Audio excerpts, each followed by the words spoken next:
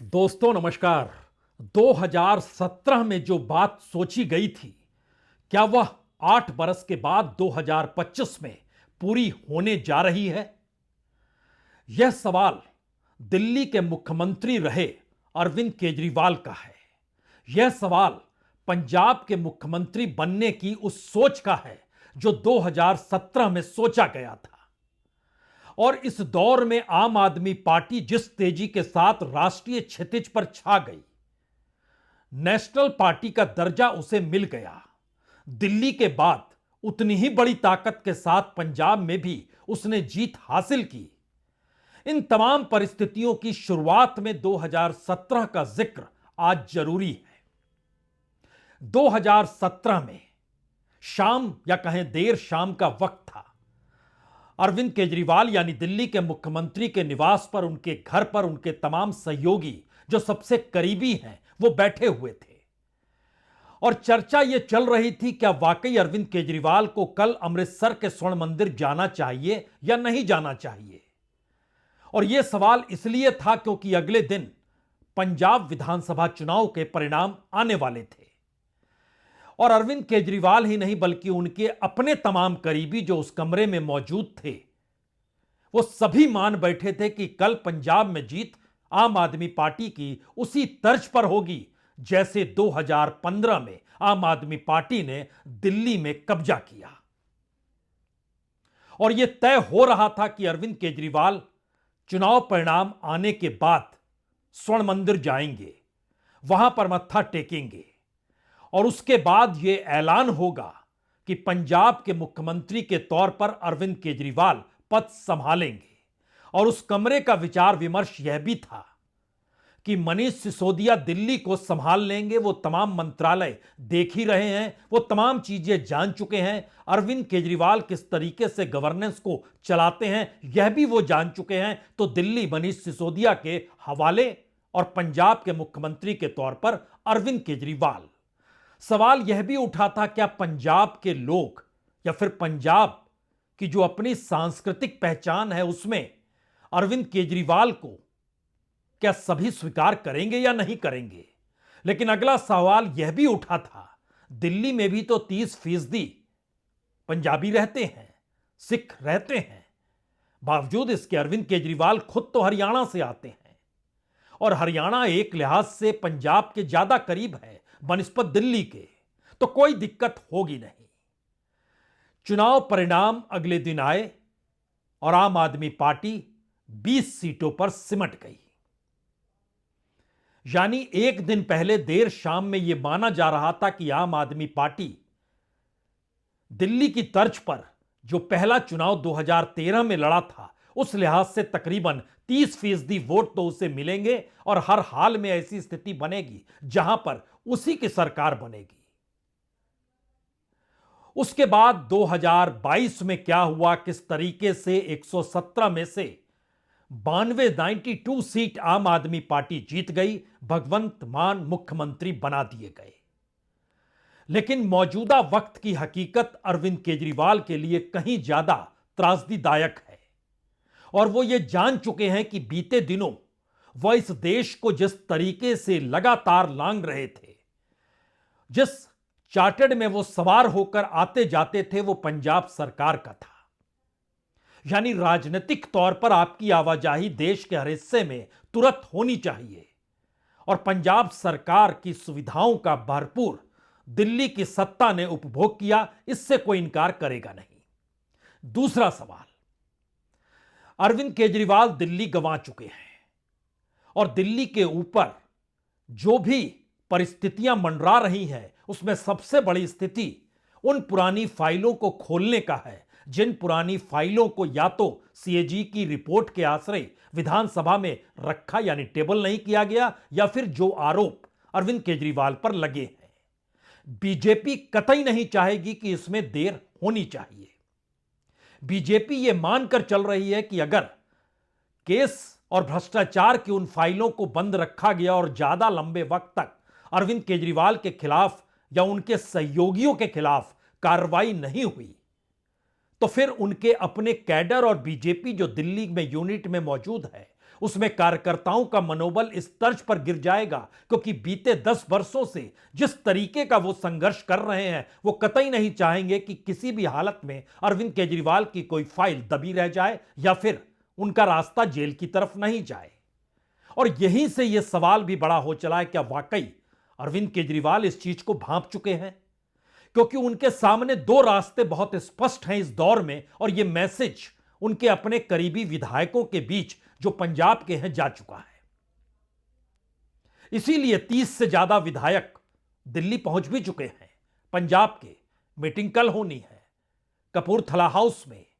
जो एक वक्त महाराजा कपूरथला का घर हुआ करता था, वो पंजाब सरकार के अधीन है और वह पंजाब के मुख्यमंत्री का निवास माना जाता है। कनॉट प्लेस के करीब पंडारा रोड में यह कपूरथला हाउस है, जहां पे कल बैठक होनी है। आज बैठक पंजाब के कैबिनेट की होनी थी, वो टल गई और कहा गया वो 13 तारीख को कैबिनेट की बैठक होगी। लेकिन जो रास्ते और उलझन अरविंद केजरीवाल के सामने है, उसमें बड़ा सवाल यह भी है कि अगर बीजेपी उनकी फाइल खोलती है और उसके बाद उन्हें दोबारा से जेल का रास्ता दिखलाती है, तो जेल में रहकर वो सरकार तो चला सकते थे, लेकिन जेल में रहकर पार्टी कैसे चलाएंगे? और पार्टी अगर बाहर जिस तर्ज पर दिल्ली में चलेगी और उसका असर जो पंजाब पर पड़ेगा, और पंजाब को रिमोट से इस दौर में बाखूबी चलाया गया, यह भी किसी से छुपा हुआ नहीं है। तो क्या वाकई उलझन इस बात को लेकर भी है कि आम आदमी पार्टी के पास से अगर एक झटके में दिल्ली के बाद पंजाब की सत्ता भी हाथ से निकल गई तो क्या होगा? सुविधाएं कहां से आएंगी? पैसा कहां से आएगा? संगठन को चलाने का बजट कहां से होगा? आप कह सकते हैं लंबे वक्त तक रही है, पैसा है, लेकिन सवाल यह भी है कि अगर दोनों राज्यों में एक झटके में सरकार चली जाए तो बचेगा क्या? और फिर 2027 में चुनाव है, 2025 चल रहा है। इस बरस बिहार महत्वपूर्ण है, उसके बाद बंगाल और असम महत्वपूर्ण है 2026 में, और 2027 में उत्तर प्रदेश और पंजाब महत्वपूर्ण है। बीजेपी के लिए खास तौर से महत्वपूर्ण है। और बीजेपी अपनी राजनीतिक बिसात में यह मानकर अगर चल रही है कि जिसने भी विरोध किया, जिस तर्ज पर विरोध किया, या विरोध के स्वर कहीं से भी निकले, और जो भी राजनीतिक सत्ता बीजेपी के खिलाफ कहीं पर गैर बीजेपी सरकार के आश्रय टिकी हुई है, तो उसको डिगाना तो होगा। आप कह सकते हैं यहां पर पहला टारगेट ममता बनर्जी होंगी, लेकिन आज जिक्र पंजाब का है, तो पंजाब की सत्ता को कौन संभालेगा? क्योंकि इससे पहले शुरुआत में हर कोई जानता है कि राघव चड्ढा दिल्ली के एमएलए थे, और दिल्ली को लेकर जब समझ में आ गया कि सारी ताकत एलजी के पास जा चुकी है, और 2022 में जब आम आदमी पार्टी को पंजाब में बहुमत मिल गया, तो उसके बाद राघव चड्ढा को पंजाब से राज्यसभा का सदस्य बनाया गया। यानी राज्यसभा के सांसद वो पंजाब से बने, दिल्ली के एमएलए पद को छोड़कर। और वो एक लिहाज से चीजों को चलाते रहे, क्योंकि हिसाब किताब की जरूरत गवर्नेंस में बाखूबी होती है। और भगवंत मान के आश्रय हिसाब किताब किया नहीं जा सकता है, लेकिन इन सब के बावजूद भी आज की तारीख में पंजाब कितना खोखला आर्थिक तौर पर है, इसको तो सिर्फ इस बात से समझा जा सकता है कि बकायदा पंजाब और हरियाणा हाईकोर्ट को यह कहना पड़ गया था पिछले महीने कि आप जो वेलफेयर स्कीम है उसके लिए पैसा नहीं है, आपके पास इस बात का भी पैसा नहीं है कि जो फॉरेंसिक यूनिट पंजाब में काम करती है, आप कह रहे हैं बजट नहीं है, लेकिन आप प्रचार प्रसार पे कितना खर्च करते हैं, जरा चीफ सेक्रेटरी से कहिए कि पूरा खर्चा हमें लाकर दें। और यह सिर्फ 10 से 15 दिनों के पहले की जिक्र हम कर रहे हैं आपसे। और पंजाब सरकार ने इस दौर में पैसा जुटाने के लिए सलाहकार भी नियुक्त किया था, उनका नाम अरविंद मोदी है। क्योंकि कर्ज में डूबी हुई सरकार, और इन सब के बीच इस फाइनेंशियल ईयर में अप्रैल से लेकर दिसंबर तक 30,000 करोड़ रुपए वो ले चुकी है, आगे भी लेना है उसको। और आंकड़ा इस लिहाज से बढ़ रहा है कि जब भगवंत मान मुख्यमंत्री बने थे, तब राज्य पर जितना कर्ज था, आज वो दुगना हो चुका है। यानी एक तरफ अर्थव्यवस्था को संभालना है, दूसरी तरफ किए गए राजनीतिक वादों को पूरा करना है जो हो नहीं पा रहा है, तीसरी तरफ वेलफेयर स्कीम्स की एक पूरी फेरिस्त है जिसे पूरा करना है, और इन सबसे ज्यादा महत्वपूर्ण है कि जो 92 एमएलए हैं, 92 नहीं 93 हो गए हैं, उन एमएलए को एक डोर में इस भरोसे और उम्मीद के आसरे बांध कर रखा जाए कि आम आदमी पार्टी खत्म होगी नहीं और पंजाब के भीतर सत्ता 2027 में भी दोबारा आ जाएगी। लेकिन अगुवाई करेगा कौन? तो कल की बैठक और कल से पहले आज जो विधायक दिल्ली पंजाब के पहुंच गए, जिनकी संख्या हमने आपको बताई तकरीबन 30 के लगभग हो चुकी है, इन सभी से कौन सी गुफ्तगू हो रही है? और अरविंद केजरीवाल के करीबी, जिनको जेल भी हुई थी, एक महिला सांसद के खिलाफ जो पहल की गई थी, वह आज की तारीख में उनके जो सहयोगी, सलाहकार, सेक्रेटरी, जो कहना है कहिए, वह भी पंजाब के भीतर ही रहते हैं और वो तमाम जानकारी दिल्ली को देते हैं और दिल्ली के रिमोट से सरकार चलती है। लेकिन अब यह रिमोट हटाने का वक्त आ गया है। इसकी सुगबुगाहट अपने अपने तौर पर हर पॉलिटिकल पार्टी में हो सकती है और तमाम राजनीतिक दल कह सकते हैं, लेकिन इससे पहले क्या बीजेपी कह रही है, क्या कांग्रेस कह रही है, कौन सी सुगबुगाहट आम आदमी पार्टी के भीतर हो सकती है?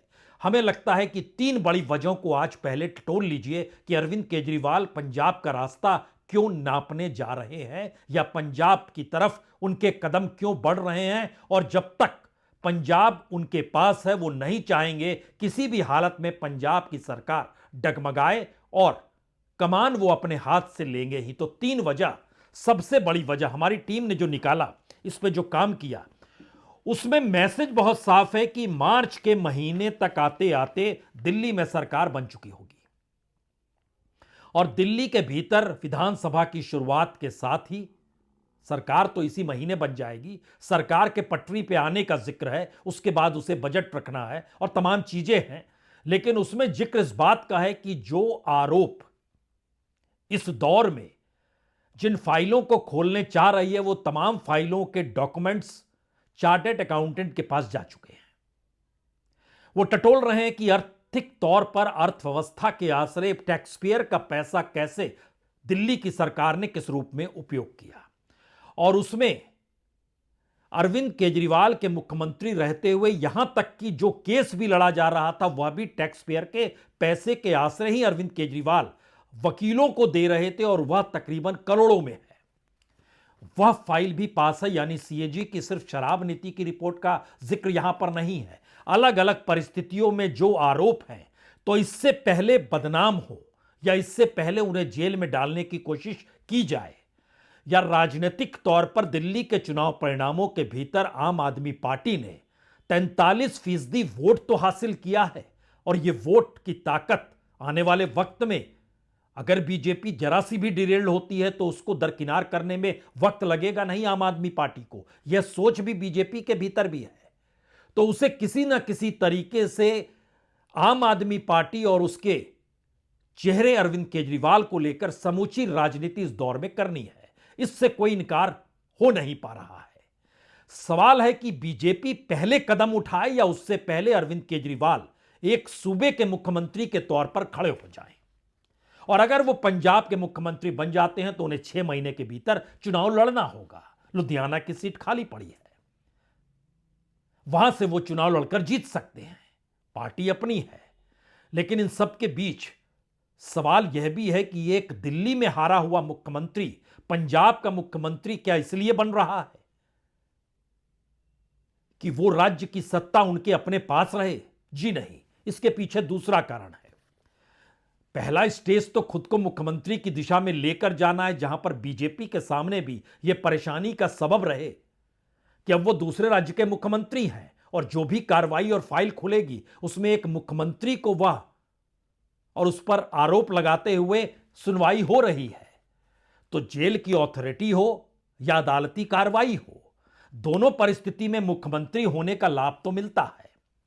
लेकिन जो हमने कहा, इसके पीछे एक दूसरी वजह यह है कि राज्य के भीतर की इकोनॉमी इस रूप में डगमगाई हुई है कि जो परिस्थिति अभी चल रही है उसमें आप 2027 के चुनाव को जीत ही नहीं सकते हैं तो इसको संभालेगा कौन?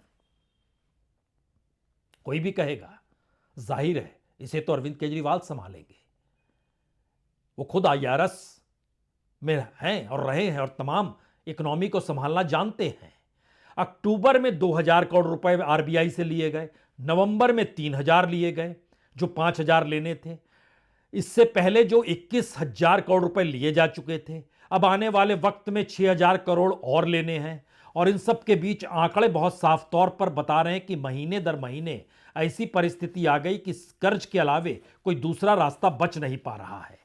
और स्थिति जो हमने आपसे कहा कि उसमें सरकारी उधारी का हिस्सा बढ़ते चला जा रहा है, कर्ज का भुगतान कैसे करें यह भी नहीं हो पा रहा है, मूलधन और ब्याज का भुगतान में सब कुछ निपटता चला जा रहा है। इस फाइनेंशियल ईयर में जो 2024-25 चल रहा है, 36,766 करोड़ का खेल यहीं पर हो चुका है। कर्ज और है, उसमें ब्याज का जो भुगतान करना है वो तकरीबन 23,900 करोड़ है। मूलधन का पुनर्भुगतान करना है 12,866 करोड़ है।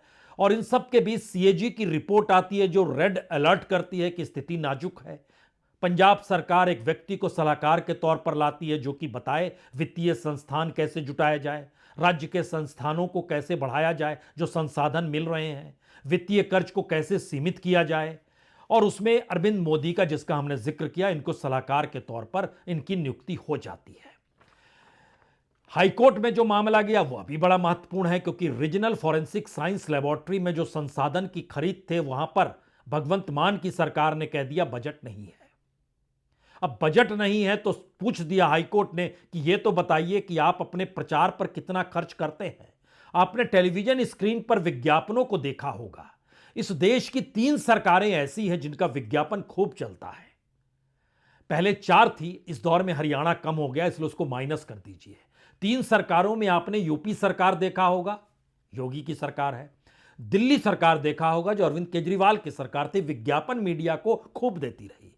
तीसरे नंबर पर पंजाब सरकार है जो दिल्ली यानी नेशनल मीडिया में पंजाब के भीतर नहीं, राष्ट्रीय तौर पर विज्ञापनों को देके एक धारणा बनाई जाती है। तो हाईकोर्ट ने इस पे भी कहा, रे मुख्य सचिव को भेजिए और बतलाइए कि सरकार का जो प्रदर्शन और उपलब्धि है उसको बढ़ावा देने के लिए या बताने के लिए जो विज्ञापन पर खर्च होता है उसको तो बता डालिए।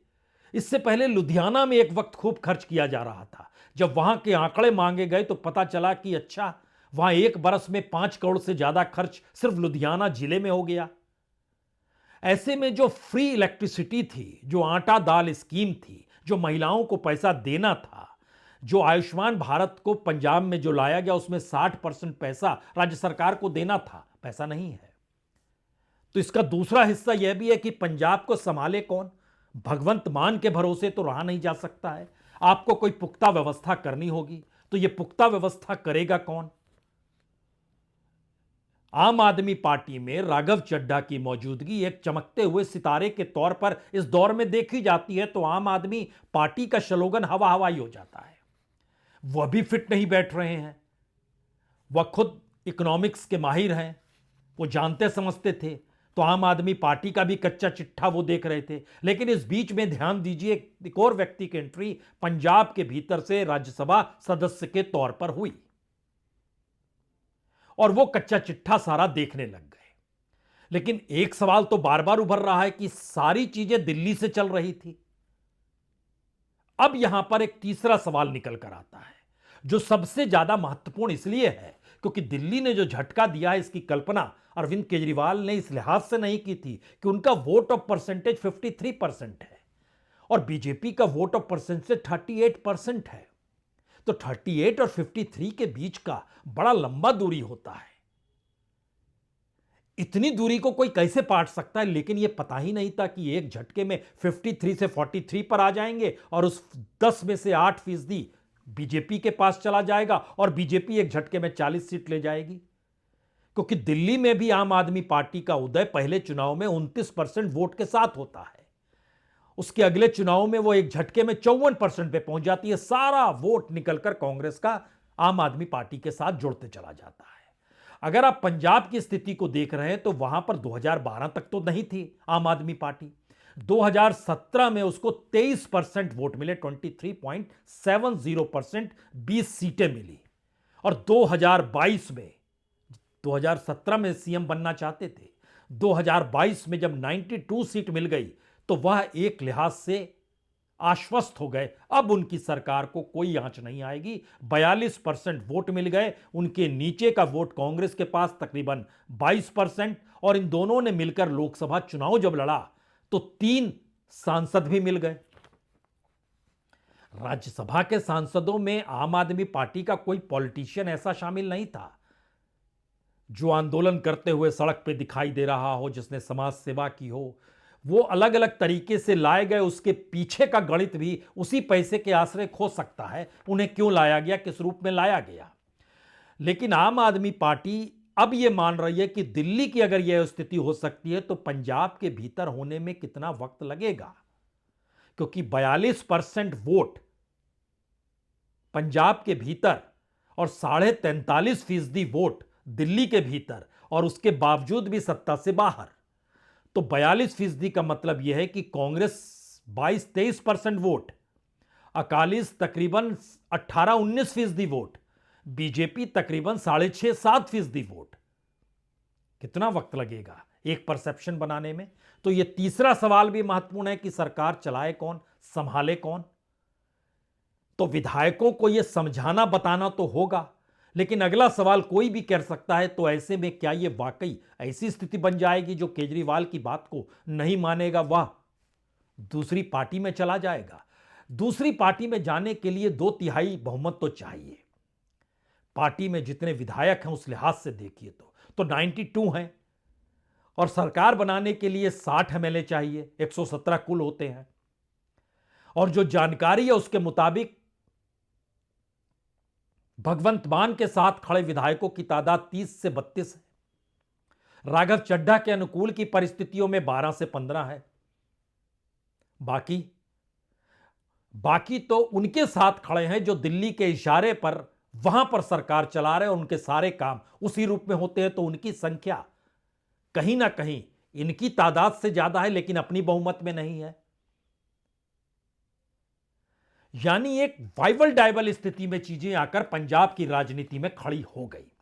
और इस परिस्थिति के भीतर अगर आप लोकसभा चुनाव को भी देख रहे हैं तो आम आदमी पार्टी ने 2014 में 4 सीटें जरूर हासिल की थी, लेकिन 2019 में जहां उसके अपने 20 एमएलए थे, बावजूद उसके वह 1 सीट ही हासिल कर पाई। और 2024 में उसे कांग्रेस के साथ मिलकर चुनाव लड़ना पड़ा, इंडिया बन चुका था। तो 3 उसके जीतते हैं और 7 कांग्रेस के जीतते हैं। कांग्रेस के इससे पहले 8 जीते थे। वो अपना वोट परसेंटेज बांटती है, क्योंकि 2019 में 40% वोट कांग्रेस के पास था और 8 एमपीज थे पंजाब के भीतर के। इंडिया गठबंधन के तहत उसके 7 एमपीज होते हैं और उसका वोट परसेंटेज 26.3%, 30% होता है। वही आम आदमी पार्टी अकेले लड़ती है 2019 में तो सिर्फ 7% वोट उसका होता है। कांग्रेस के साथ मिलकर लड़ती है तो वह भी 26% पे आ जाती है, 3 एमपीज मिल जाते हैं। फिर वही सवाल, पंजाब के भीतर कांग्रेस और आम आदमी पार्टी अब एक हो ही नहीं सकते हैं। इंडिया गठबंधन की कितनी भी दुहाई दे डालिए, दोनों एक साथ खड़े होंगे ही नहीं। तो ऐसे में आखिरी सवाल यही है कि कपूरथला हाउस में कल जो 92 एमएलएस बैठेंगे और दिल्ली के हारे हुए कद्दावर आम आदमी पार्टी को शुरू करने वाले नेता जब बैठेंगे तो कौन सा आलाप होगा। दरअसल यह आलाप पार्टी को बचाने का है। दरअसल यह आलाप पंजाब की सरकार को बचाने का है। दरअसल इन दोनों आलापों के पीछे जो संगीत है वो अरविंद केजरीवाल को राज्य के मुख्यमंत्री के तौर पर बैठाने का है। अन्यथा दिल्ली की परिस्थितियां उनको जेल की दिशा और आरोपों की तारीखों के आश्रय बदनाम करने में वक्त लगाएगी नहीं। यानी जो कसीदे वो अभी गढ़ रहे हैं आम आदमी पार्टी को लेकर, वो अभी नहीं बचेगी। समाज सेवा की जो कसीदे गढ़ रहे हैं, तो ऐसे में मुख्यमंत्री तक पहुंचने के लिए जो तमाम मशक्कत इस दौर में हो रही है, सब हो चली है। क्योंकि कोई तीसरा व्यक्ति इस दौर में है नहीं। आप कह सकते हैं कि अच्छा, पंजाब के एक फाइनेंस मिनिस्टर हैं, उनका भी कद बढ़ा है, तो उनका कद तो उसी दिन छोटा हो गया जब उन्होंने कहा कि पंजाब के एमएलएस को खरीदने के लिए ऑपरेशन लोटस चलाया जा चुका है, 5-5 करोड़ का ऑफर किया जा चुका है। वो एक दिन उनकी बात टिकी, अगले दिन से गायब हो गई। तो साख पंजाब के भीतर पूरे पंजाब को चलाने को लेकर किसी की नहीं है, जो पूरे विधायकों की लिस्ट है। साख आम आदमी पार्टी की है, साख अरविंद केजरीवाल की बची, जो आम आदमी पार्टी के भीतर है, बाहर का सवाल खड़ा नहीं कर रहे हैं। लेकिन अगर एक तरफ वेलफेयर स्कीम है तो किसान भी तो आंदोलनरत है वहां पर। और इन सब के बीच बार बार इसका जिक्र होता है कि पैसा बड़ी तादाद में कनाडा से चलकर आ जाता है, जो बीजेपी के नेता आरोप भी लगाते हैं। मैसेज एक ही है, बहुत तेजी के साथ और बड़ी तेजी के पहल के साथ बीजेपी दिल्ली के चुनाव परिणामों को अपनी हथेली में रखकर आम आदमी पार्टी और अरविंद केजरीवाल को इससे पहले अपने पॉलिटिकल रूप में कार्रवाई की दिशा में ले जाए, उससे पहले अरविंद केजरीवाल को वह चाल चलनी है जिसके जरिए आम आदमी पार्टी और अरविंद केजरीवाल दोनों इसी रूप में जाने जाएं कि दरअसल एक सियासत उनको खत्म करने की हो रही है और उस सियासत से बचने के लिए उन्हें पंजाब का मुख्यमंत्री बनकर सत्ता संभालकर पंजाब के एक मॉडल स्टेट के तौर पर रखने के लिए 2 बरस का वक्त है। क्या वो रख पाएंगे? सब कुछ 2027 के चुनाव पर टिका होगा या उससे पहले महज इसी दौर की राजनीति में चंद दिनों के भीतर आप भगवंत मान की जगह अरविंद केजरीवाल को देखेंगे? सवाल यही है। बहुत बहुत शुक्रिया, बहुत बहुत शुक्रिया।